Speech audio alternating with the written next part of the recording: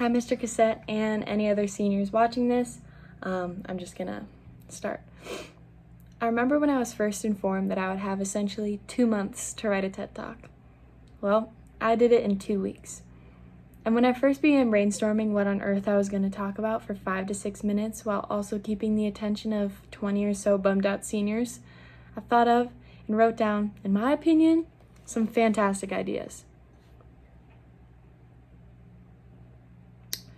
And the same goes for a few not so good ideas. But none of them were really all that interesting to me.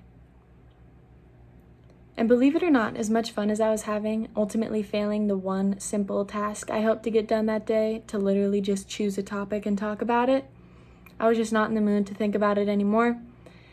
And so I procrastinated for basically the rest of the week.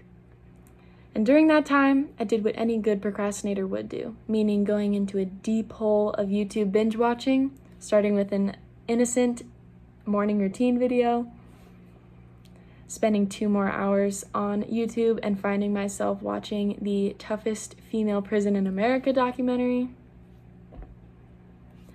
I'd also check the fridge every hour or so to see if anything changed, even though the fridge was empty every single time. And then, of course, take lots and lots of naps, because what would be more productive than that? Then it hit me.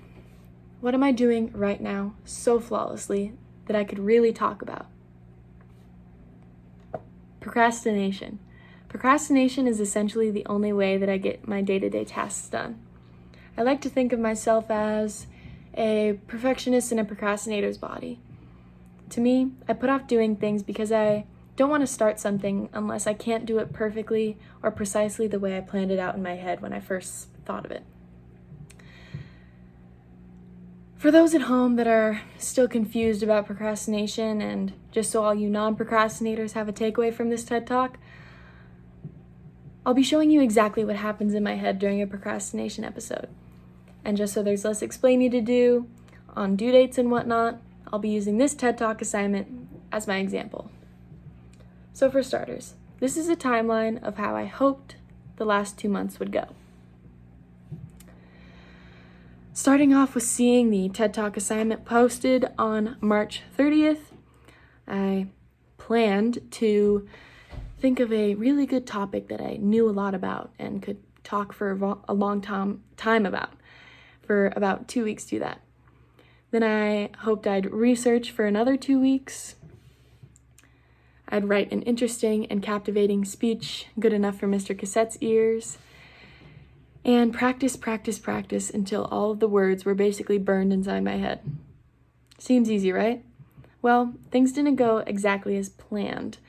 And like I said, I don't want to do something unless I don't feel like I can do it perfectly.